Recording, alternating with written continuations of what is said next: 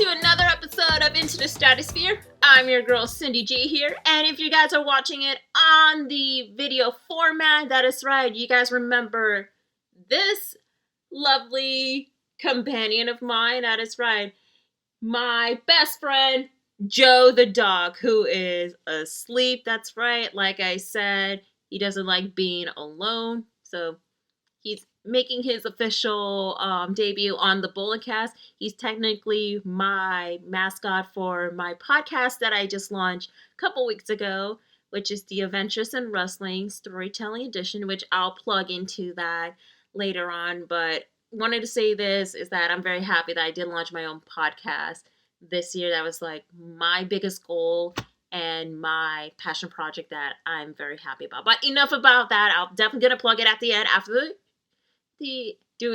what the whole format of this episode is. So, episode 22.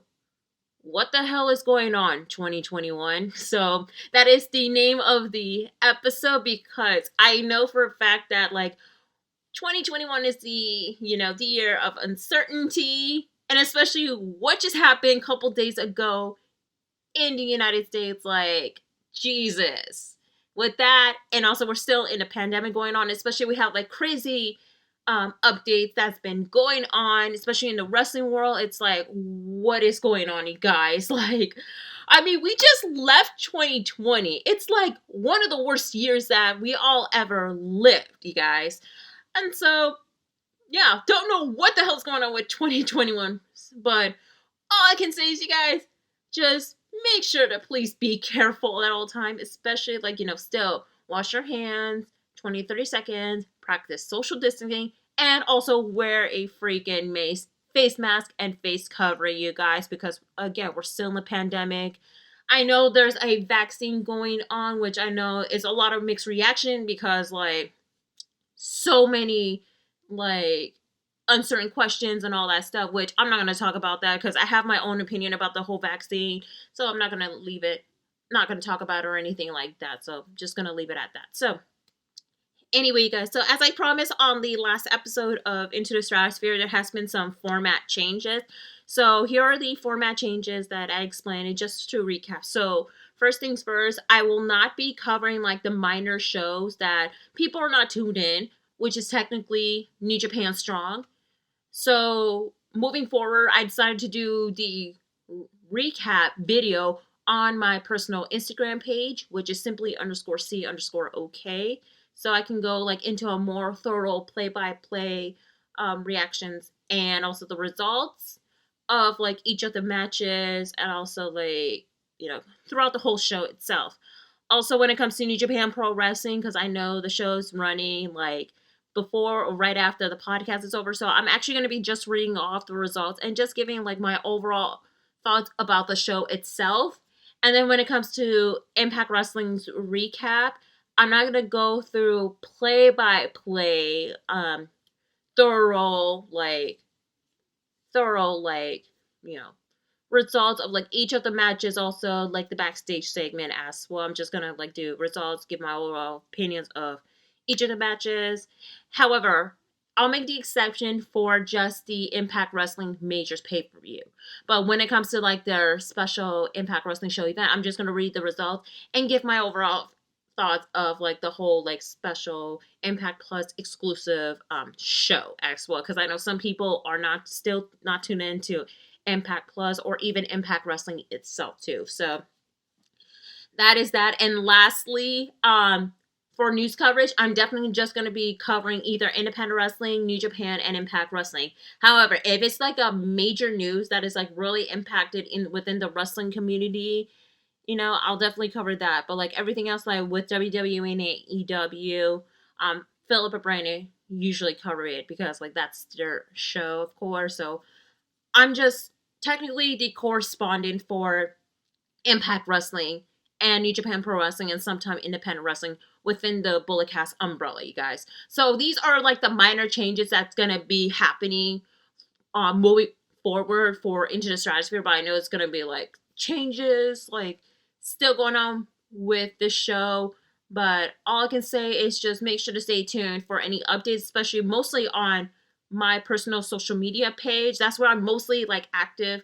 I know here and there Bulletcast does promote like my show, but like when it comes to like formatting changes or like anything going on, I'll normally announce it on my personal Twitter page and sometimes my Instagram page as well. So with that being said, you guys, so here are today's episode, of course. So, of course, we'll definitely will touch base a little bit of news going on. Definitely, I'll give like my overall like brief thoughts about like what I kind of missed since after recording episode 20, because I know I went on a unexpected hiatus through the remainder of 2020, like, well, technically during the holiday break, y'all. And also results from New Japan Pro Wrestling New Year's Dash, Impact Wrestling's Genesis, the recap for last episode Impact Wrestling, and especially I'm going to give like a little bit of a thoughts about, of course, what happened with AEW Dynamite that related to Impact Wrestling. Also, I'll be doing the predictions for Impact Wrestling's Hard to Kill. That is right. Impact Wrestling's Hard to Kill pay-per-view, the first pay-per-view of 2021, will be taking place on Saturday, January 16th. That is right. And actually, like I said, after episode 23 will be the whole Impact Wrestling Hard to Kill recap. And I'll be bringing a very special guest, which you guys are going to be in for a treat. So I'm going to say that, like, again, like, right after I've done the prediction. So anyway, you guys, so with that being said, let's go ahead and kick off with some wrestling news going on. So as you guys know that JY did announce during the post-press conference on New Japan Pro Wrestling Wrestle Kingdom 15, of course, he actually broke down to the real Jay White, or should I say Jamie White. He actually said his full real name. He made an announcement that, like, New Year's Dash is going to be his last appearance for New Japan Pro Wrestling. And I know a lot of people are, like, in scramble, like, what's happening next for Jay White.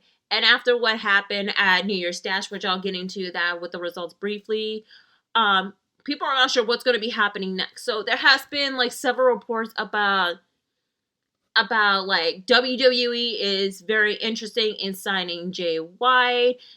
AEW was possibly wanted to sign Jay White, even though Tony Schiavone did issue a statement after the after show of the AEW's New Year's Dash Night 2 edition. He stated that it's not going to be happening.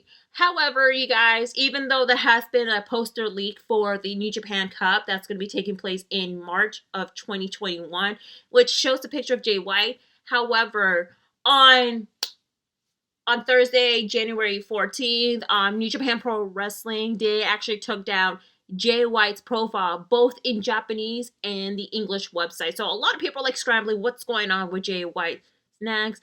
Like, thought that he has an extended contract to New Japan, but that's not the case as well. But I don't know what's going to be happening, but in my thoughts, some people say it's a work. I feel it's kind of like a bit of a work, but at the same time, I just feel that, like, with Jay White, I think that he's going to be taking his career into, like, a whole new level. And this is just me as a human being, and I know how I feel about WWE itself, but I think with Jay White, him going to WWE, I don't think it's not the right move for him, especially with his in-ring style, his gimmick, his overall personality. So I feel that he is right fit to, like, other promotion that definitely will take him, especially having him with the creative freedom as well. Him at AEW, it's a highly unlikely, but I would like to see him, like, in other promotions. Like, I mean, I could definitely see him, in all honesty, with Ring of Honor. I mean, there's that.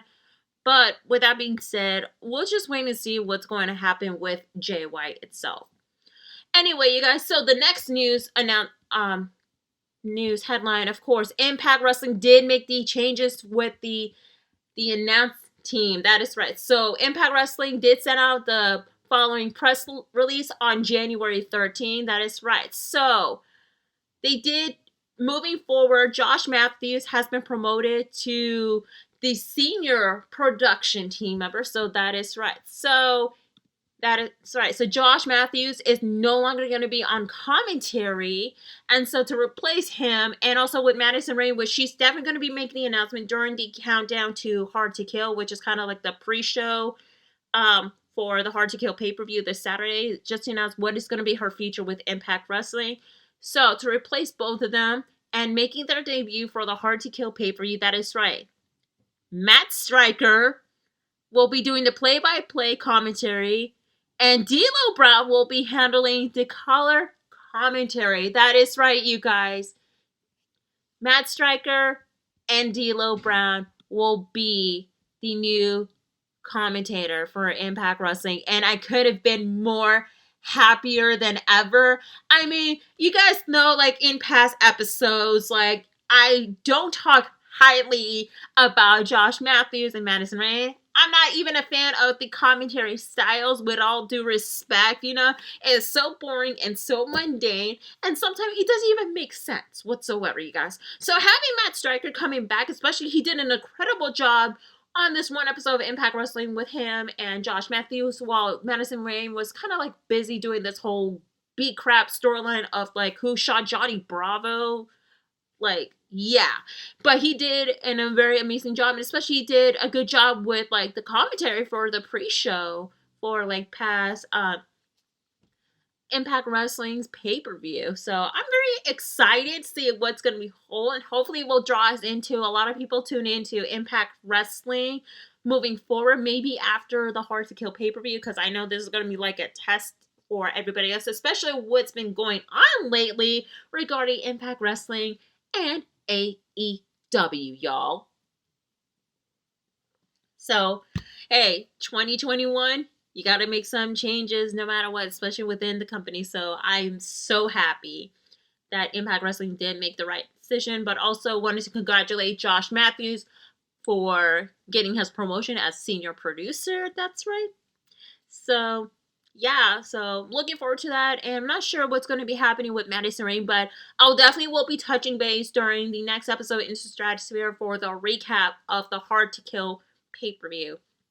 So, with that being said, I guess that is it for the news regarding Impact Wrestling and New Japan Pro Wrestling. I know, actually, last thing, Pro Wrestling Illustrated did release the 2020 year-end award, which I'm not going to go into full details of it, but on episode 24, which is like the normal show, I'll definitely go give my overall thoughts of the awards list, because I'm actually going to be ordering the magazine itself instead of like reading it off of Wikipedia, you guys.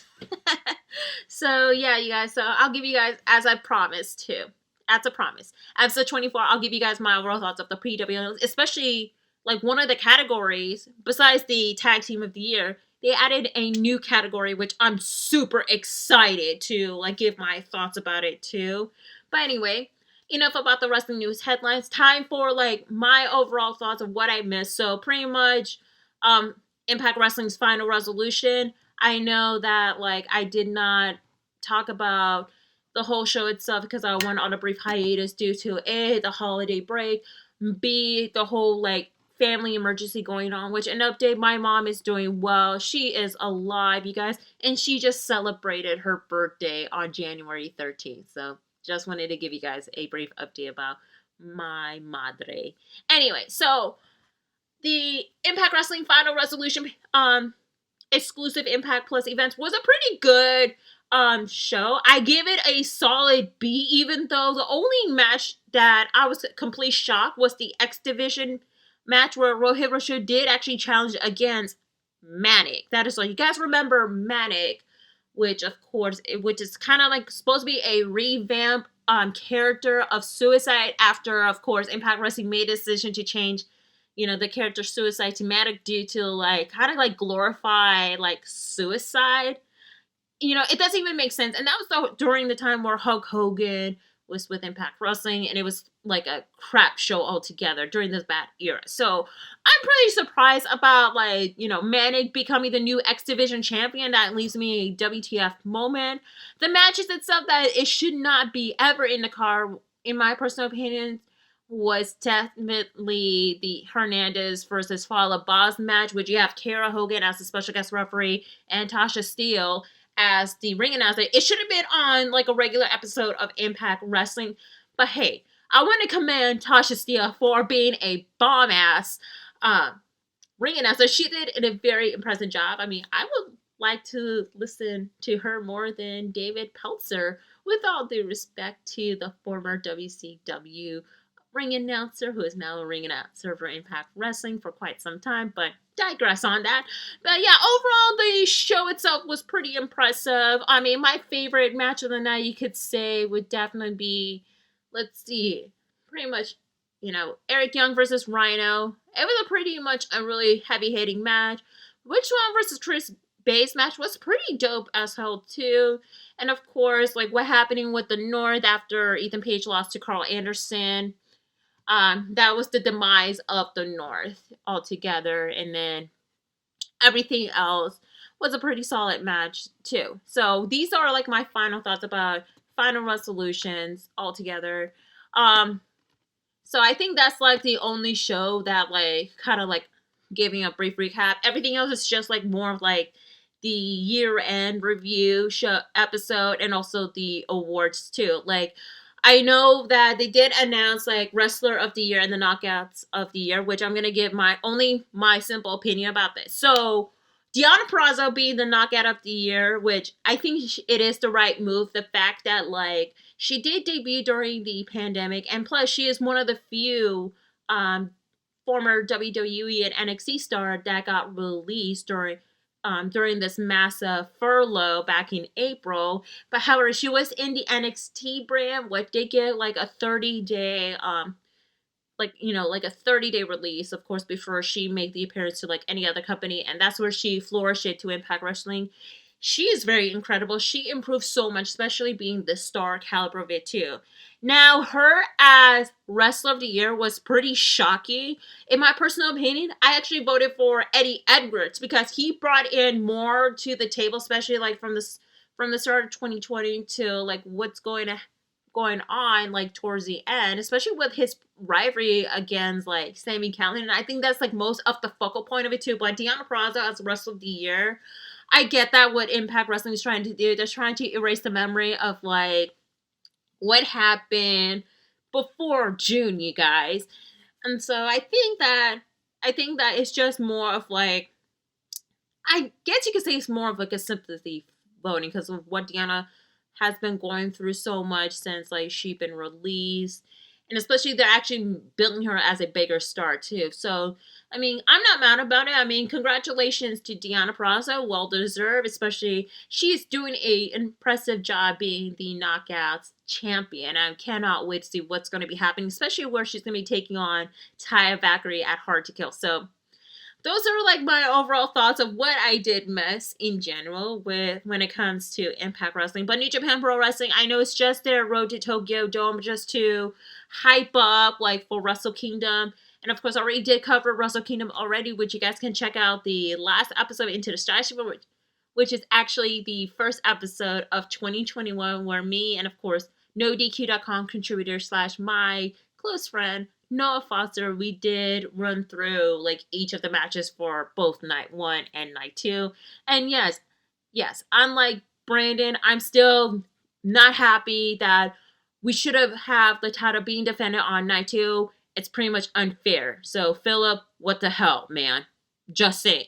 But hey, I'm not gonna be getting the Bullet Cast title for quite some time. But hey, it is what it is. I'm just gonna be doing my thing within the stratosphere, you guys. Anyway, y'all, now let's go ahead and move on to the results for New Japan Pro Wrestling's New Year's Dash that took place on January 6th, 2021. I'll give the results in my overall show.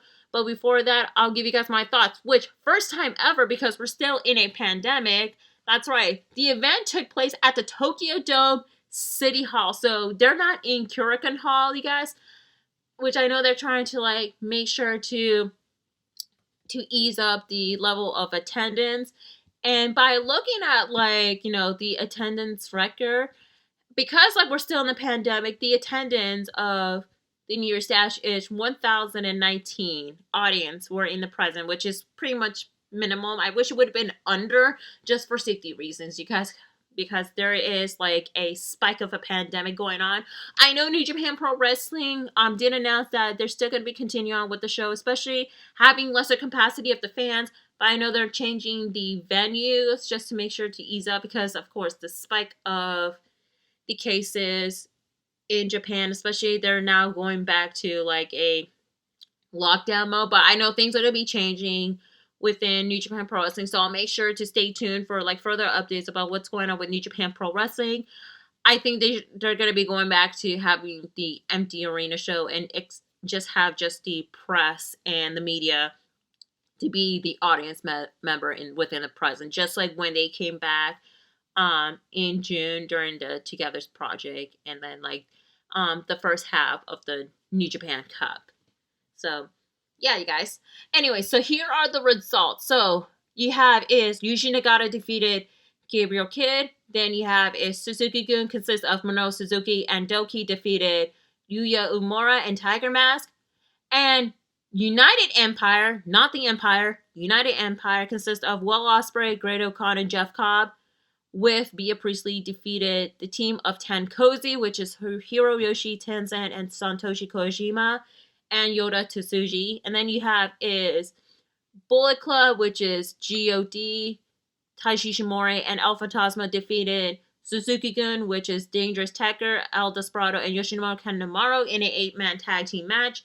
Then you have is Chaos, which is Kazuchika Okada, Toru Yano, Hiroki Goto, Tomohiro Ishii, and Yoshihashi defeated the team of Bullet Club, which is Jay White, Evil, Batlock Fale, Yoshio Takahashi, and Chase Owens in a 10-man tag team match. And for your main event, LIJ, the rest of the member of LIJ defeated the team of Golden Aces, Roppongi 3K, which is Rocky Romero and Sho, and Master Wato.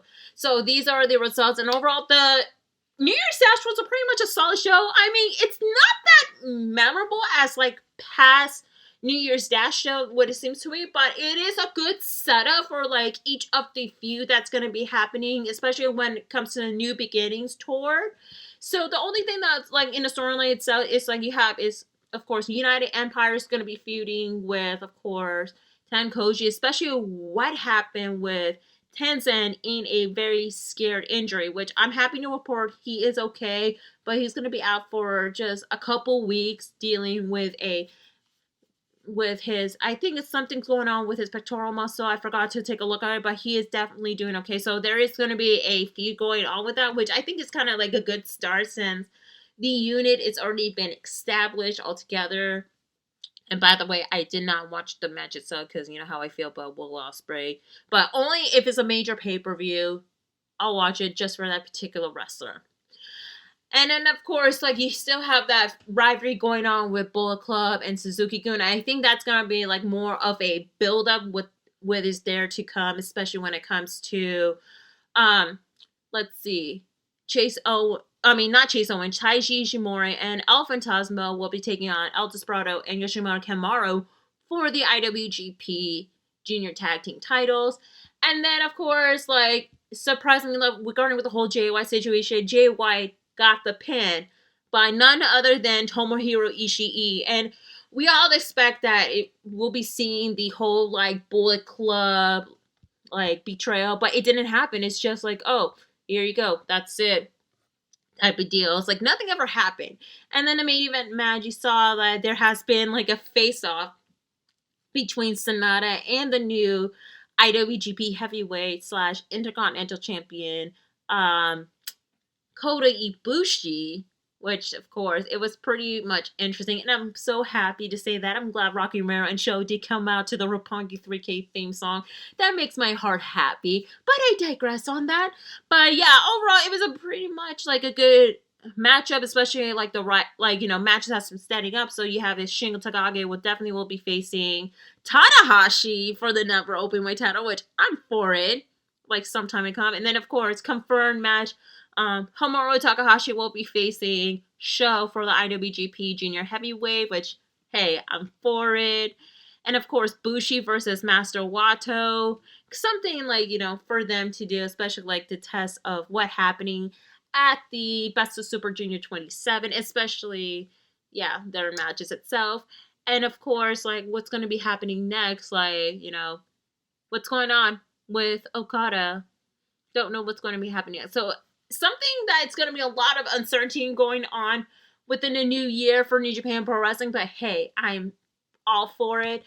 I'm so excited. So, yeah, you guys. Anyway, so with that being said, let's go ahead and move on from New Japan Pro Wrestling to Impact Wrestling. So, I'm going to give my overall brief thoughts of course, Impact Wrestling's Genesis, you guys, that just took place on Saturday, January 9th. So, you guys, overall of the show itself, it was a pretty good presentation. I feel like it's more of like a tournament match because like the only thing that are focusing more is the Super X Cup, which of course it was a pretty much a really solid tournament itself, and especially the fact like you have like wrestlers that are currently signed with Impact, some that are like within the indies, especially notable faces from New Japan Pro Wrestling, and also veterans as well. And so you guys, and also I like the fact that they did cut like, a promo of like, who they are, what to expect for everybody except for Suicide. You have Scott D'Amore and Motor City Machine Guns talking about Suicide's career with Impact Wrestling. So I think that is like nice for them to talk about Suicide the wrestler, and especially his legacy within Impact Wrestling, because I know that he was facing against Ace Austin. So overall itself, it was a really good show. And then you have like two of the matches. It's like kind of like, a filler match, like Jordan Grace versus Jazz. That was a really impressive matchup. And then Willie Mack versus Moose in an I Quit match, which I'm going to get into a little bit because I have a lot to say, but not too much. So here are the results. So for the first round tournament, you have is Ace Austin with Madman Fulton defeated Suicide. Blake Christian, which you've seen him on New Japan Strong and at GCW, defeated Casey Navarro, which you've seen him in Independent Wrestling Show and mainly AEW Dark. Cousin Jake defeated Daivari. Of course, Daivari made his return again. He's kind of like doing like a bit of an occasion here and there with Impact Wrestling, but yeah. Crazy Steve defeated Trey Lamar, which you may recognize him from GCW.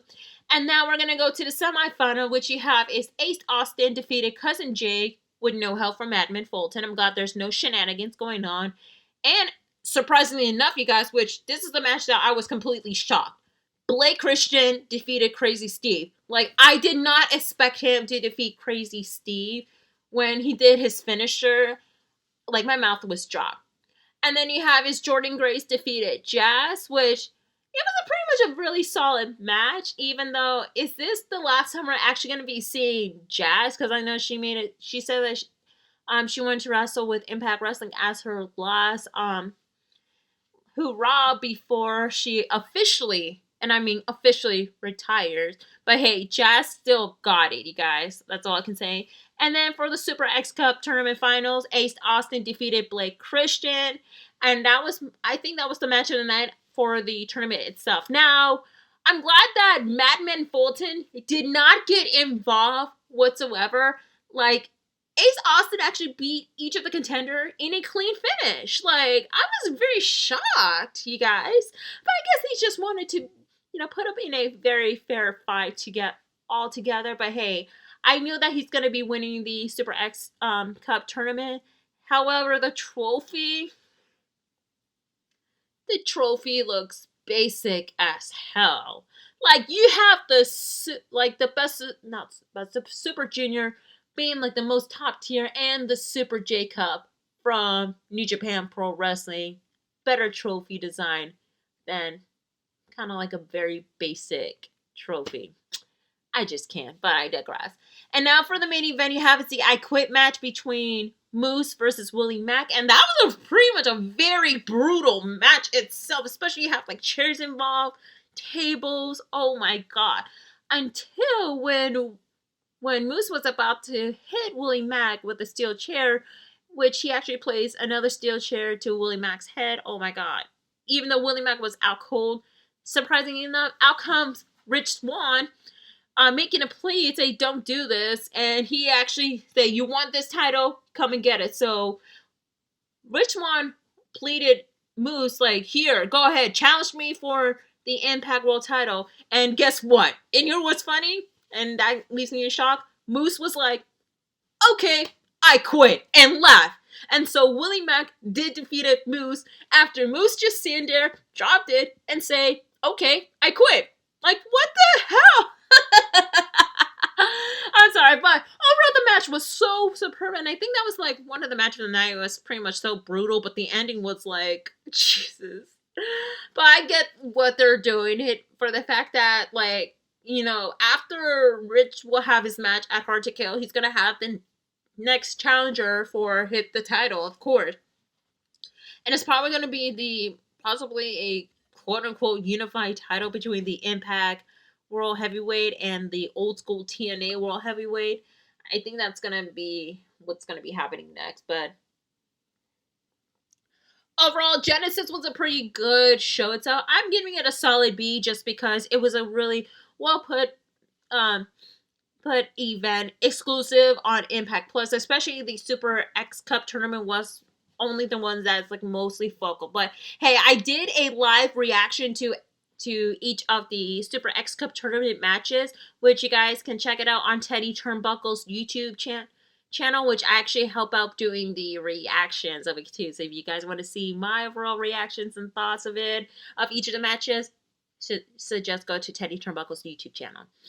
With that being said, you guys, so let's go ahead and move on to, let's see right here, you guys, because, man, Impact Wrestling is going into a really interesting year, especially for the Go Home episode before Hard to Kill pay-per-view. So, yeah, I'm just popping up with my notes all together, and here we go, you guys. So, recap for Impact Wrestling, which was happening on Tuesday, January 12th, 2021.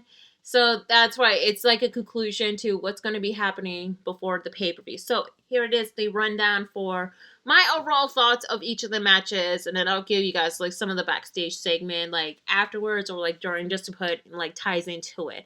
So the opening match you have is Taya Valkyrie with Rosemary versus Kimberly with the current Impact Knockouts champion Deonna Purrazzo. It was pretty much a really good match, especially both ladies did actually trying to kill one another, especially the fact that they were holding their grudges ever since, like, Taya is the number one contender to challenge Deonna Purrazzo for the Knockouts title, especially like what happened like while Taya and Rosemary was having their match during the semifinal of the Knockouts Tag Team Tournament with the whole interference. So it was pretty much a really good match with a lot of technical offenses together. And I must say, I'm really loving Kimberly's moveset, especially, her brutal punt kick, her sidewalk slam, and especially her signature swanton move. That it was by far impressive. Now, like, during the whole match, like, Deonna Purrazzo did provide the distraction that is making sure that like Taya is fully distraction. Like, not only she helped Kimberly putting her hand on the rope, of course, but Rosemary was chasing her down and about to attack her. But then all of a sudden, Susan appeared, took off her glasses, handed to Deonna Purrazzo, and she started attacking Rosemary while Deonna was also helping her, attacking her. So Taya got really distracted, and Kimberly with the roll-up to pick up the victory. So it looks like there is a alliance going on with Susie ever since Father James Mitchell did technically got rid of Su Yung, but then transforming her into Susan. That looks like a HR or a secretary, or possibly a Karen. Yeah. I remember doing the reaction for Teddy Turnbuckle's YouTube channel, and I was still shocked, saying, oh my god, they turned Su Yung to a Karen, or Susan to a Karen. Yeah, y'all. I'm very curious to see what's going to be happening next, especially like an unlikely alliance. We're possibly going to be seeing Susan on Hard to Kill, well, probably on ringside during Deonna Purrazzo versus Taya Valkyrie's match. But overall, the match was pretty solid. I'm giving it a 3.5 altogether.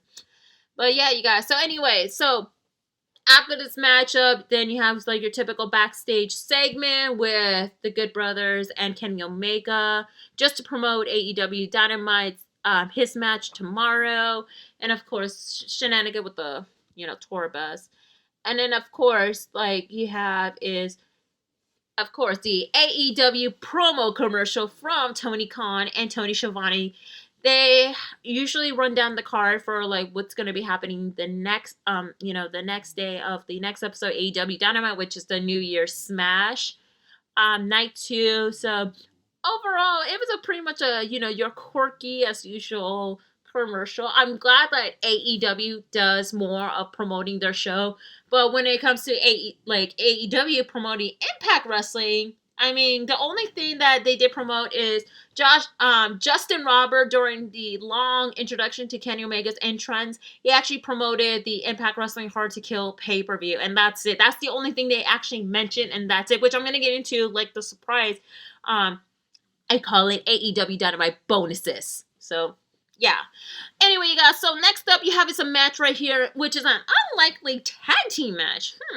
Rohit Raju and Chris Bay versus Manic and Suicide, which this is like a very unlikely pair. Like, who would imagine Manic and Suicide being as a same team? And by the way, the person that is portraying Suicide, according to Wikipedia, is none other than Caleb Conley with the 2 Ks, of course, being the man behind Suicide. Yeah, breaking kayfabe, but yeah. Anyway, so it was pretty much a really interesting matchup. It seems to be kind of like out of place altogether, but you saw a lot of like more of a high flying moveset. Manic and Suicide with a very similar in ring style, but I know Manic hasn't put his own like movesets. Like, of course he is, of course, the person behind the mask, but whatever. But yeah, it was pretty much a really solid match. I mean, Rohit Raju being ruthless as it is too, and once he was about to unmask Manic, that's where Suicide did make the save, and he was about to do the finisher until Chris Bay, out of nowhere, did the art of finesse finisher and pick up the victory for him and Rohit Raju. So this is pretty much what's going to be leading up next, especially like the matchup for the Hard to Kill, especially with the triple threat match for the X Division title. But yeah, you guys. And then, of course, you have a Sami Callihan and Eddie Edwards promo from last week leading up to their brutal barbed wire massacre match for Impact Wrestling's Hard to Kill. And that's going to be like a pretty brutal match. All right. And the next up you have is a match itself. You have is Diener with Eric Young and Joe Dory versus Tommy Dreamer with Rhino and Cousin Jake. And overall, it was pretty much a brutal match altogether, especially the fact that the referee did injected Rhino and Joe Dory out after both guys did actually grab the opposite opponent's ankle outside of the ring. So that is why that this whole like melee happening too. So it was kind of like more of a brutal interference going on, and at the end, of course, the match ends in a DQ due to the fact that like Cousin Jake, which I wish they would just drop the cousin name and just call him Jake, or maybe Jake something like his indie name. So you know what, I'll just call him Jake. So Jake did make a plea to Diener, like, remember, I'm your cousin.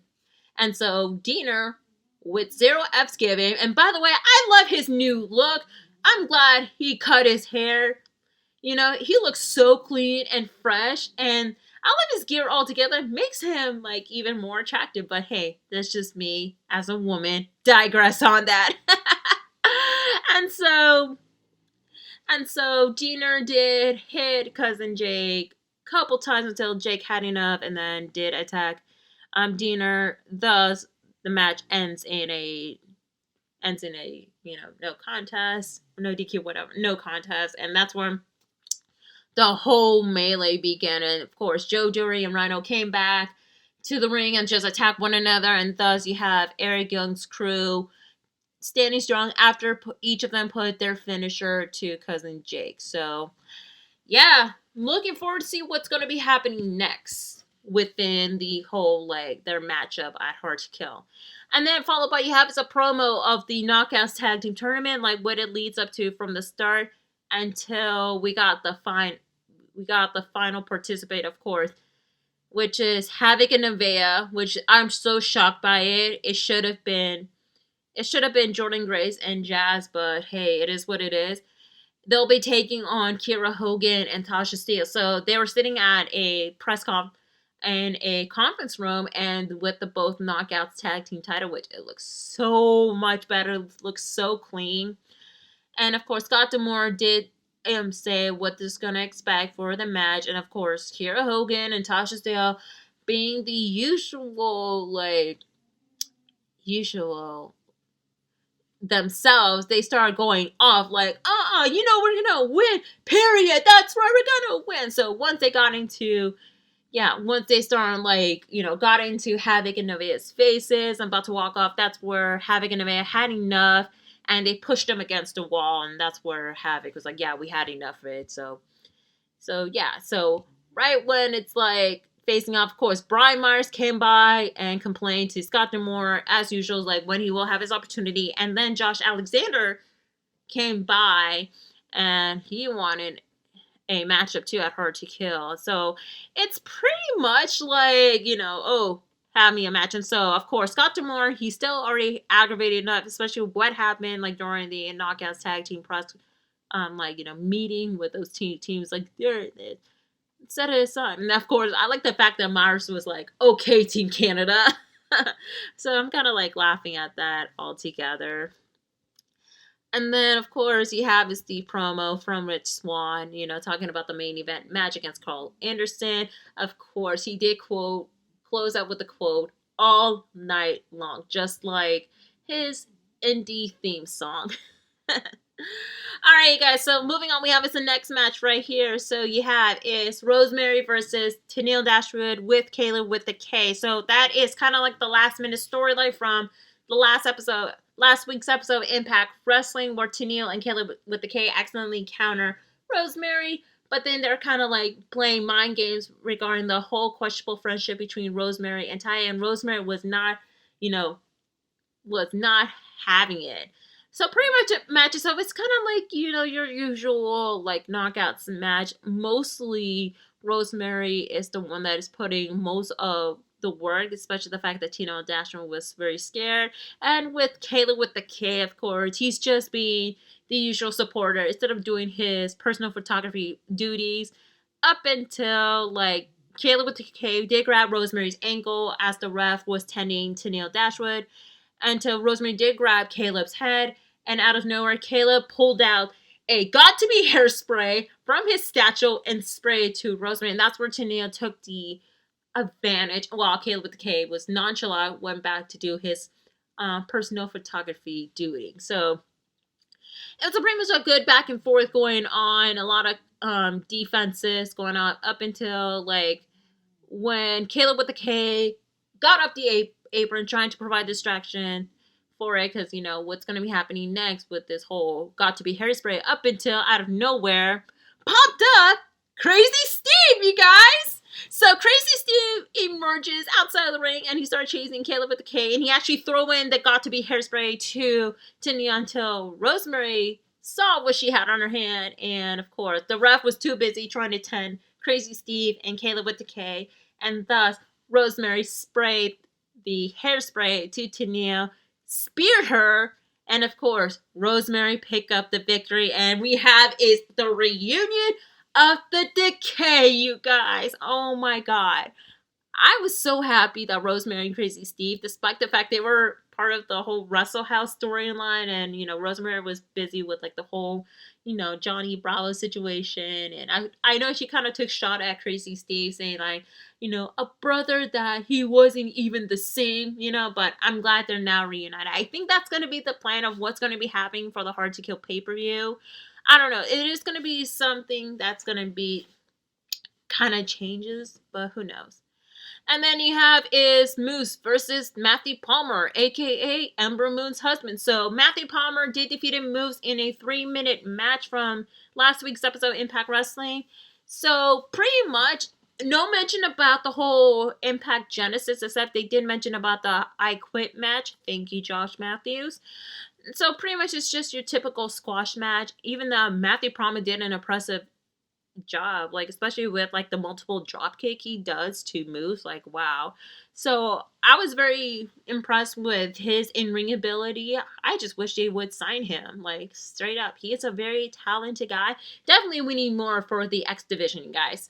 And so at the end, Moose did kind of like beat the crap out of him with his usual fist, and thus of course ends in a referee stoppage. So that's what's happening for that altogether.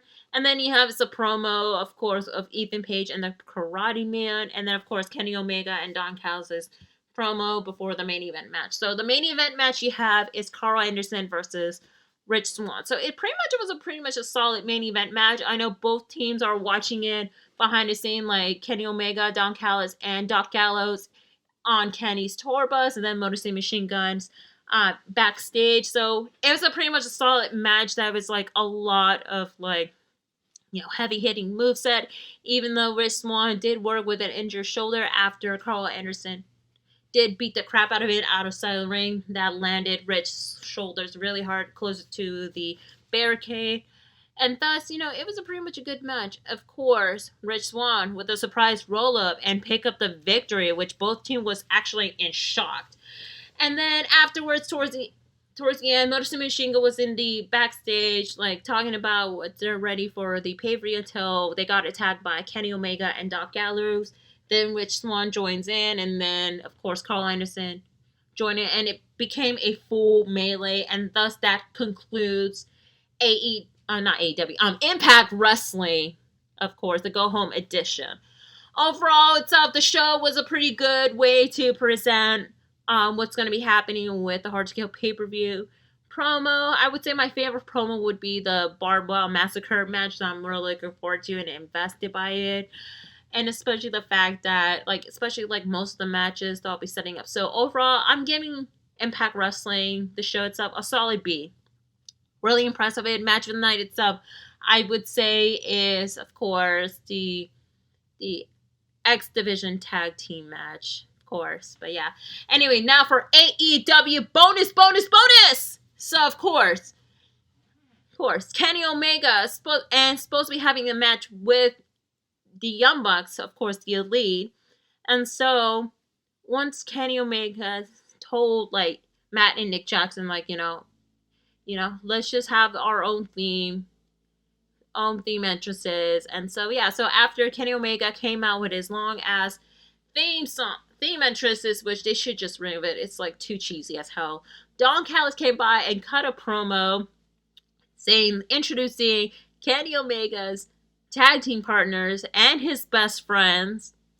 Thus, he announced, of course, Doc Gallows and Carl Anderson, the Good Brothers, came out, especially them wearing the Impact World Tag Team titles. That is right. And of course, you show like in the picture-by-picture side-by-side picture, of course, the Young Bucks, they were so disgusting. They were by Dasha and Tony Khan. You could tell with Tony Khan, he was like smiling. He's like, impressive. You know Tony Khan did approve, but of course, Nick and Matt, they were like, you know, pissed off and walked away. Dasha, you know, pretty emotionless, but yeah. So overall, it was the Good Brothers and Kenny Omega taking on Varsity Blonde, which is, of course, Griff Garrison and Brian Pillman Jr. and, of course, Danny Limelight, of course, which you guys remember him from New Japan Strong and Prime Time. Overall, it was pretty much a good match. I mean, a lot of back and forth action. Very impressive job by Danny Limelight, especially, and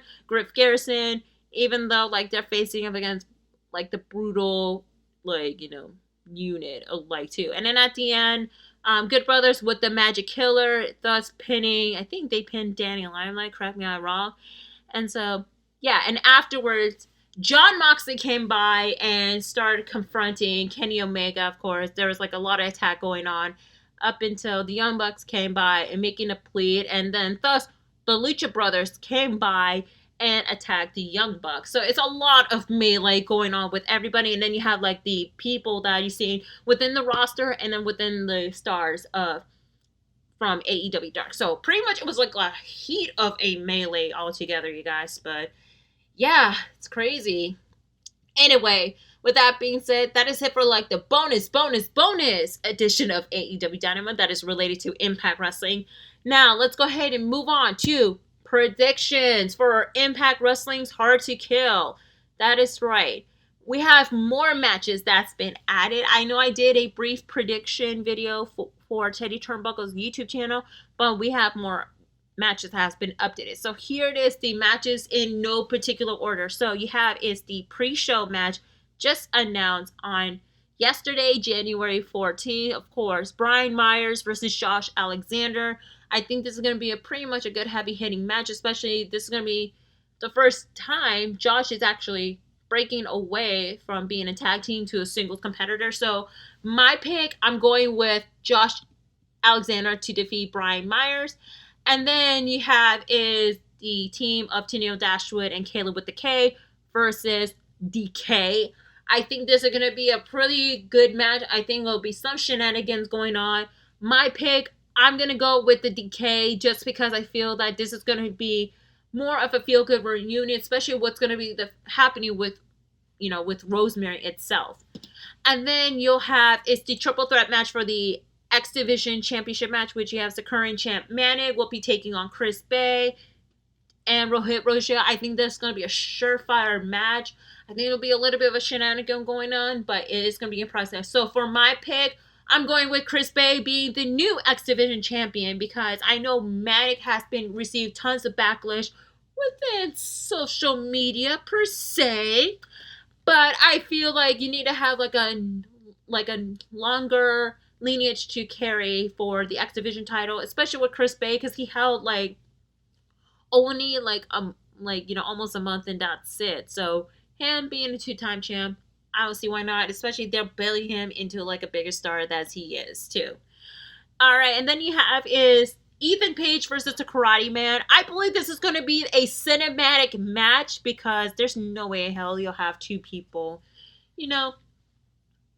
within the same like character range or whatever. I think this is going to be like your cinematic match, especially this is probably going to be Ethan Page's final match because he's officially a free agent. He's no longer with Impact Wrestling, but I feel they actually did pre-record it before his release. So for my pick, I'm actually going to go, I did pick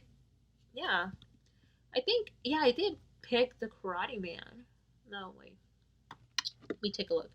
Okay, I did pick Ethan Page to defeat the Karate Man and thus to close out, this whole feud altogether. And then you have is the vacant Impact Knockouts Tag Team Championship match between Havoc and Nevaeh versus Kiera Hogan and Tasha Steele. I think this is going to be a banger of a match, especially by two competitors with a history of their rivalry. For my pick, I'm going to go with Kiera Hogan and Tasha Steele to become the inaugural Impact Knockouts Tag Team Champion. Definitely, they're going to elevate the Knockouts division, especially them as a tag team. Very superb. And especially have Tasha Steele, who is most notably as a tag team specialist. I mean, she is tagging with Christian Casanova in the Indies called Culture Season.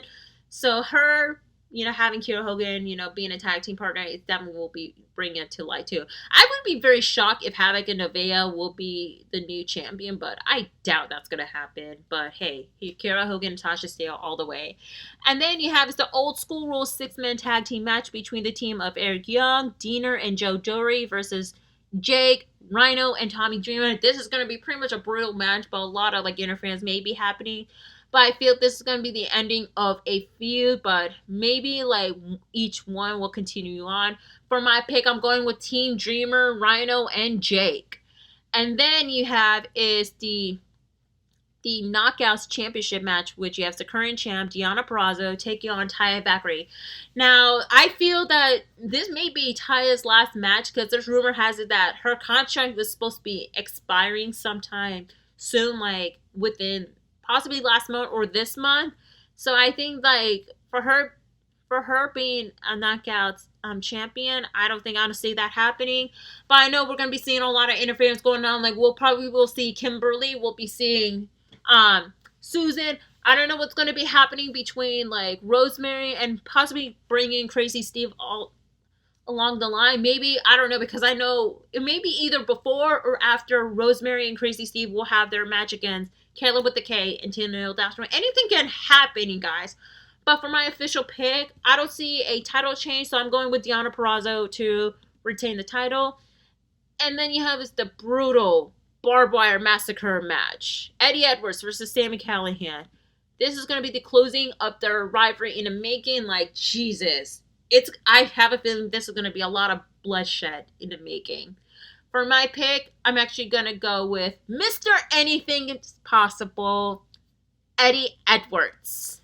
Yep. And then for your main event, I'm taking a look at each of the cards.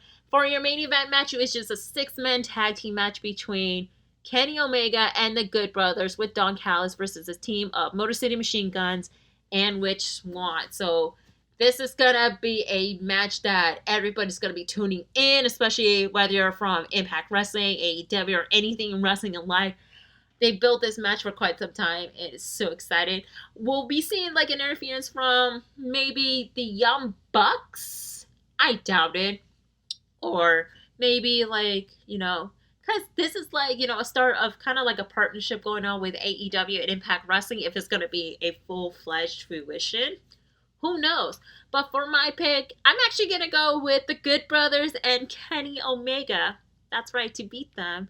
And I know they're actually going to be setting up for the next pay-per-view for AEW. That's right.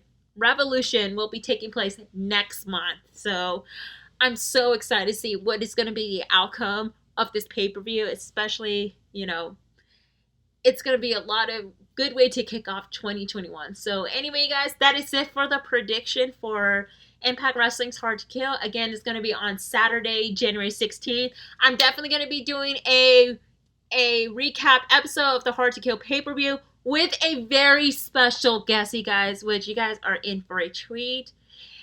So yeah, you guys, all I can say, I'm very excited. I'll give you a hint. It's someone that I'm actually helping this YouTube channel, but I'm digressing on that. With that being said, that is it for the episode of Into the Stratusphere. Thank you so much for watching. Anyway, guys, make sure to follow me at simply_C_OK, SIMPLY_C_OK on Twitter and Instagram. Also, make sure to follow my podcast, Adventures in Wrestling by Cindy G on YouTube, Adventure_in_wrestling_podcast on Instagram, and also Adventures in Wrestling Storytelling Edition on all podcasting platforms. You guys, I'm so excited that I have my own show, and I'm going to be releasing the new episode, which will be up on Wednesday. That's right, the week before, a couple days before Royal Rumble. But yeah. And also make sure to follow the Bulletcast at the Bulletcast on all social media platforms. Also, the Bulletcast on all podcasting platforms. Make sure to subscribe to the Bulletcast YouTube channel, guys. Subscribe, like, comment so I can interact with y'all. And also share this video and share the love all together. With that being said, please remember to wash your hands 20 to 30 seconds. Practice social distancing. Wear your face mask and face covering at all time. No excuses. And just remember to please be kind to one another. We're all in this together. Till then, this is your girl Cindy G, along with best friend Joe the dog. And we'll see you in episode 23. Cheers, y'all.